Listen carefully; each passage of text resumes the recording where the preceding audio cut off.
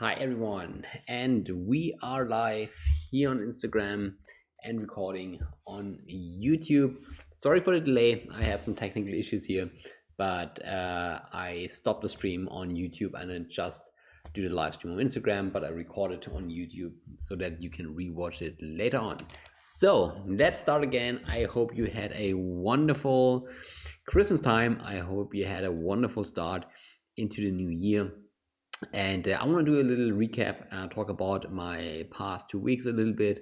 Then if you have any questions, just write them in the chat and I will go through them. And otherwise, I have some questions from Instagram that I will go through. So let's do a short recap. So my project was quite intense the entire November and December. So this was quite tough. So that's also the reason why in November and December, I didn't have much time to do some content. So that was why, I was very, very happy to have 2 weeks off to, first of all, kind of, get some sleep and to recover, spend some time with my family during the Christmas holidays, but also in the first week now in January to strategize on mastering consulting, to prepare some content as well, so that we can start into the new year with new power and new energy. So basically what I did was that I planned my year. I made a video about that on YouTube, so you can look it up. This video is about how to plan your year 2023. And in this video, I showed my planning approach that I used for my planning in 2023. So that's what I did, and the rest of the time actually I recorded some videos. The goal is now that we upload every day around 6 CET, that we upload there a new video, and I strategized a lot, and hopefully you will like it, and hopefully we will get some traction here on this channel. So with that being said, if you have any questions, then please write it in the chat. In the meanwhile, I will go through some questions that I received up front on Instagram. So the first question that I received was recommended reading, so books, newsletters, etc., for beginners to intermediates in business. So I get asked that a lot, so what kind of books I can recommend. And I actually, for the consulting preparation course that I launched, I reviewed all the books that I read and I came up with my top 250 books. So there are a lot of books. The question is always, what kind of area you want to read. So I would say, because business books in general, this is very broad. So the way I approach reading books is that, I just think about one topic that I'm really interested in, and then I try to read at least, I would say, 1 to 5 books about the topics in a row. So this gives you really the opportunity to dive deep into one topic. So that's how I approach it. And then I just look from week to week, what I'm interested in, what my current topics are. And as you know, I read a lot, so I read 1 to 2 books every week. So, this gives me plenty of opportunity to check out some new books. What I recommend if you start in the consulting world are always the same books. It's The McKinsey Way and The McKinsey Mind, 2 books from the same authors. Very good book. I also recommend you to read The Aspiring Advisor. I also recommend you to read The Pyramid Principle by Barbara Minto. So these are the classical consulting books. I also recently reread $1 Million Consulting. I made a review about that. So also a cool book. It's more for advanced people who are working in consulting and are more on the project manager or even partner level, but nevertheless a great book. Let's go to the next question. If you have any questions, just write them in the chat.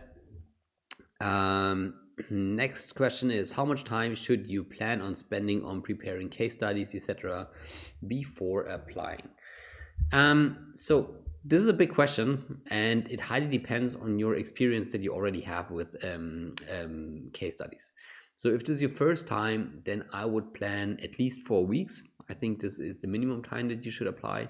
And also the question is, if you're doing this full-time or if you're doing this part-time. So I assume that you do this part-time and that you can invest, let's say, 10 to 20 to 30 hours per week into case preparation. And then I would say 4 weeks minimum, because especially at the beginning, you have to, get comfortable with the structure. You have to get comfortable with all the concepts, the way how you approach it.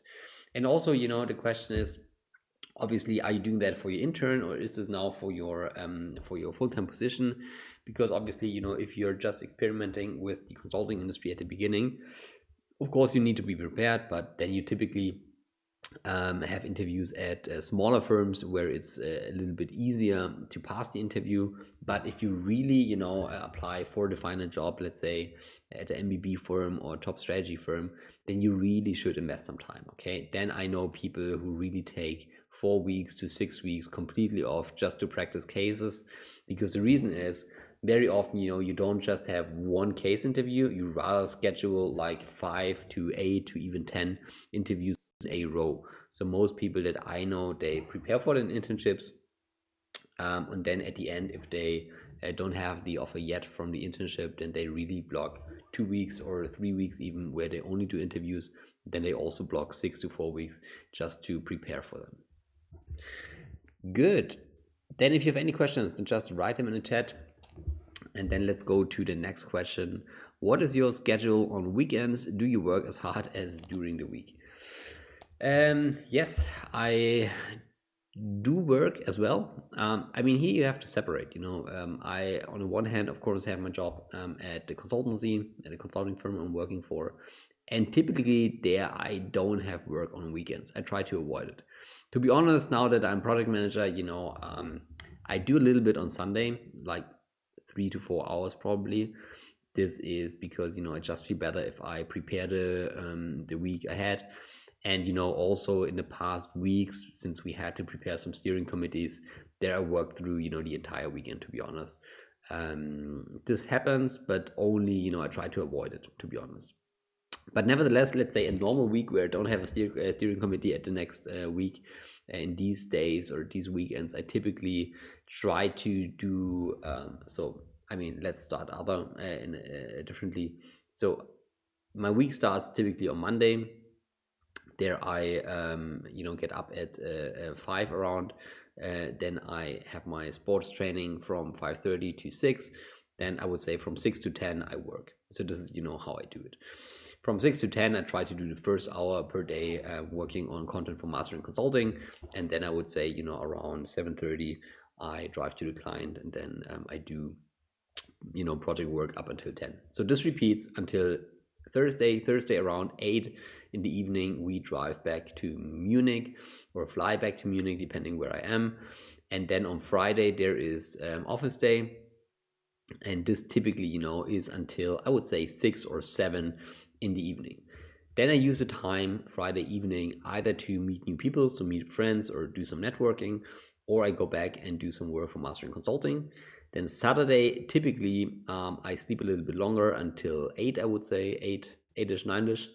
Then I try to work 3 to 4 hours, but this is more organization, so planning of the week, financial administration, stuff like that. Then the afternoon, I typically start with going to the gym, so to my personal gym. Then I go to the spa as well. There I do some, relaxation, recap, and then the evening is reserved for my girlfriend. And then on Sunday, I actually start typically around 8, and then I work until 10 again. But this work, in most cases, is completely dedicated to mastering consulting. So this is what my ideal work looks like. Okay, so yes, I do work a lot on the weekends, and the only time I have off is basically Saturday afternoon. So this is a lot of work. Yes, probably on average something between 80 and 100 hours, I would say. But for my consulting job only, I probably work between 60 and 80 hours. Depending, how tough the project situation is. But you say, top strategy consulting, you usually work around, 70 hours. That's what you should expect. And I think, on average, that's also what I do. But, the rest on top, like the 20 to 30 hours on top, this is mastering consulting.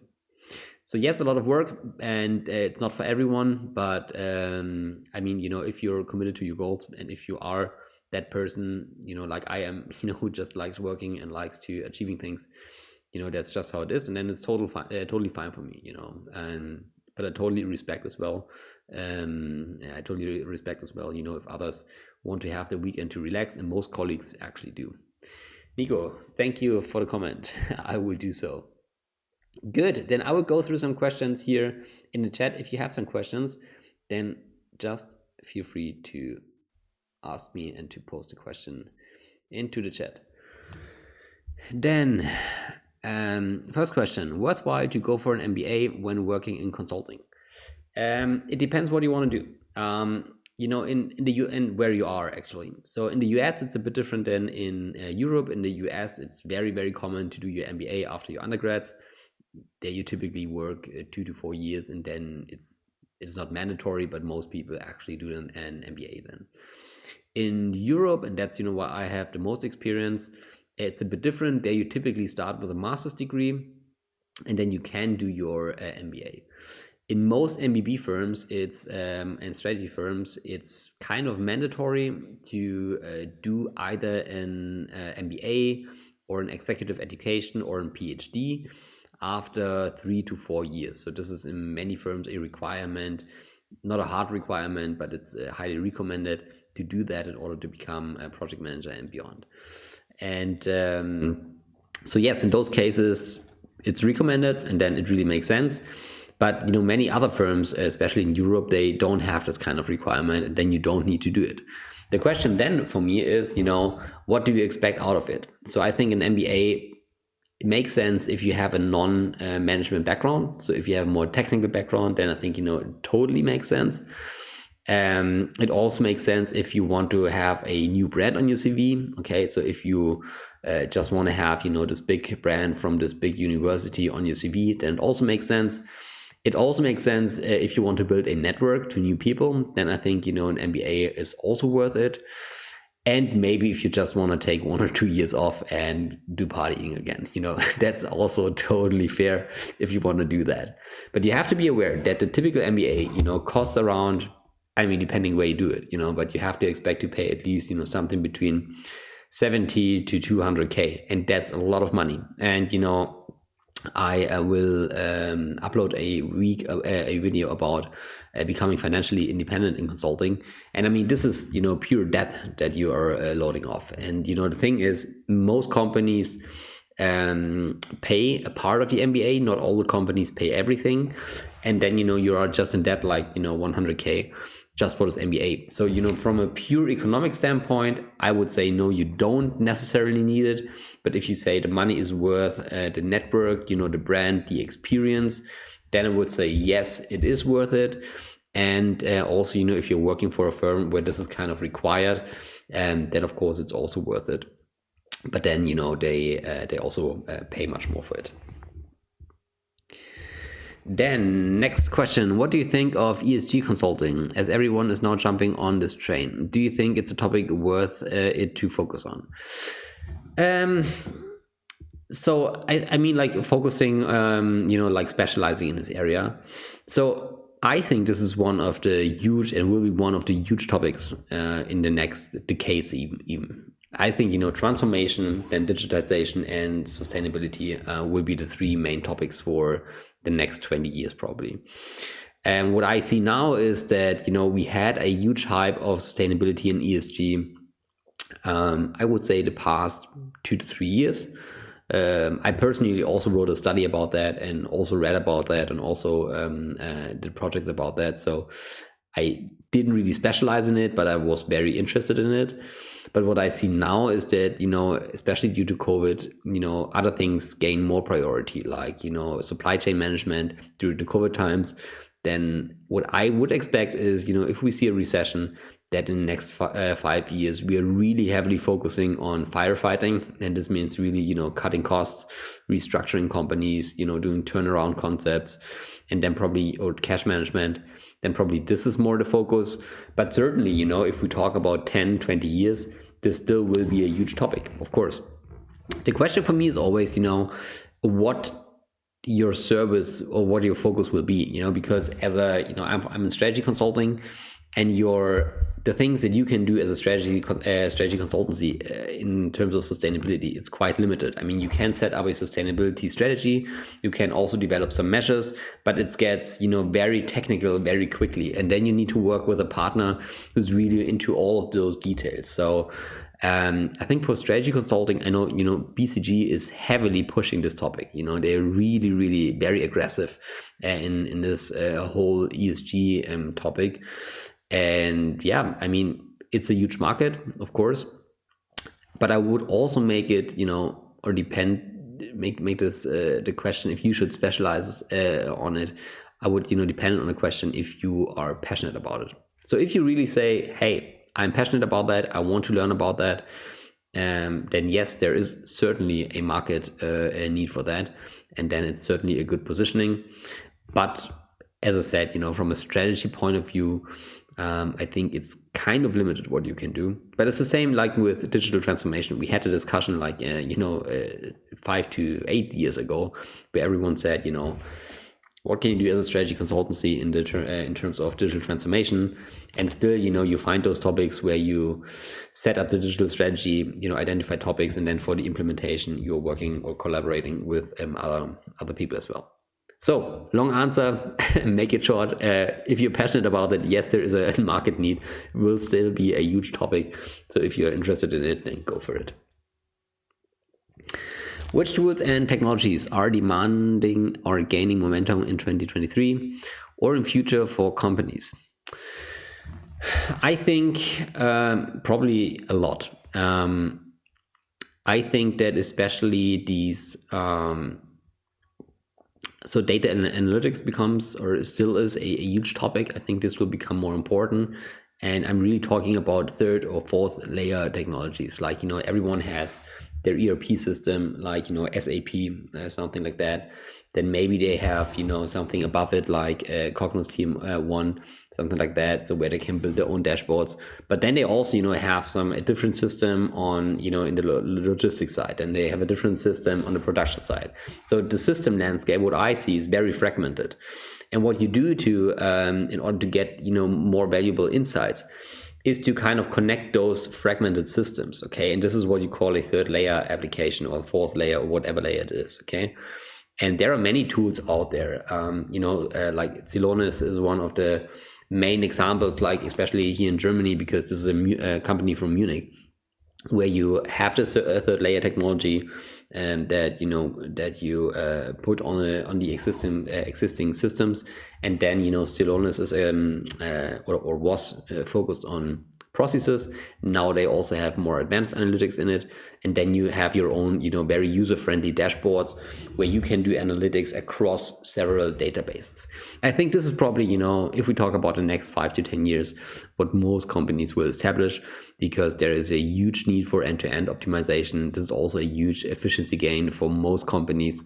So I would say, you know, this is certainly a tool and technology that becomes very, very popular.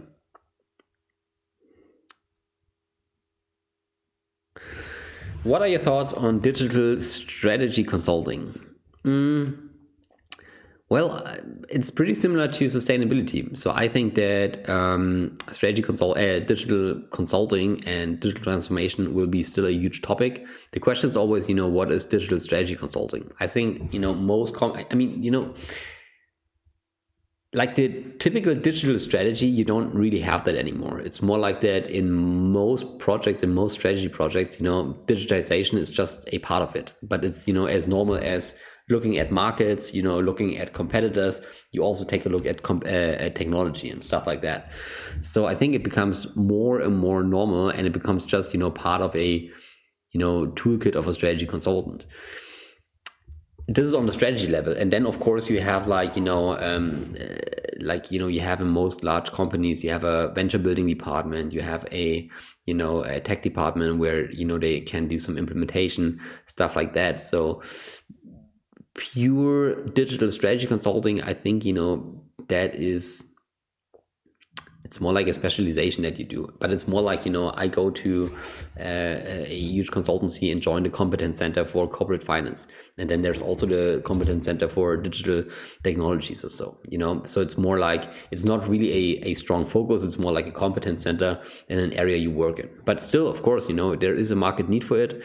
And if you like that, then join it.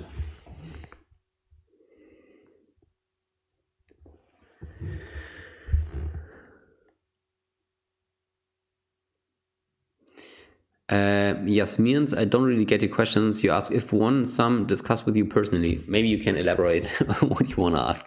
I don't really get it. Then what about digital transformation consulting? It's the same, there is a need, and if you want to specialize on it, then go for it. Paul, nice to have you here. Good. Then, if you don't have any more questions, then thank you so much for your time. Okay, one more question here. And resource to learn approaches or frames that work for strategy consulting. Yes, you need to follow my channel, and then you need to watch every video. No joke. I mean, that's certainly, I talk about so many topics in strategy consulting, from Excel to PowerPoint to frameworks to, case study prep. I try to cover, honestly, everything that I know as a project manager with 5 years experience in strategy consulting. I just try to share as much as I can. So I think the best way is, to follow my channel. Of course, there are other channels as well. Follow also Heinrich from Firm Learning, also great. And if you want to spend some money, then buy my course. So it's a consulting preparation course. Teaches you every or all the skills that you need in the first years in strategy consulting. Strong focus on Excel, PowerPoint, consulting tools like problem solving, but also communication, organization, mindset, work-life balance. So there I try really to cover everything. I start in FS risk consulting next month. What are the core soft skills to learn? The core soft skills for me are always communication, organization, and then having the right personality. Okay. So this means that you really learn how to be organized, so that you know how to prioritize your to-dos, that you have your planning system in place. And that's really important. Also communication, so that you know about different personality types, that you also learn, certain communication principles like top-down communication, starting with why, stuff like that. And of course, personality, so that you have the right mindset, so that you, for example, are solution-oriented, that you're really a team player, that you have a strong work ethic, stuff like that. Okay. So this is also part of my consulting preparation course, of course. But again, I have so much free stuff out there. So just go to YouTube, and there I have created some playlists, and there to every topic, or almost every topic, I already have some videos. And if you have some questions, some specific questions, then just write me on Instagram. That's the best way to approach me, or on YouTube on the comments, and then I can make a new video about that. Cool. With that being said, thank you so much for your time. I wish you a wonderful Sunday and a great start to next week. And with that being said, we will do the next live also next Sunday, 6 p.m. CET. This will be the new time for live sessions, and hopefully then also on YouTube. Sorry that I couldn't fix the tech issues. But with that being said, have a wonderful weekend. Take care. Bye-bye.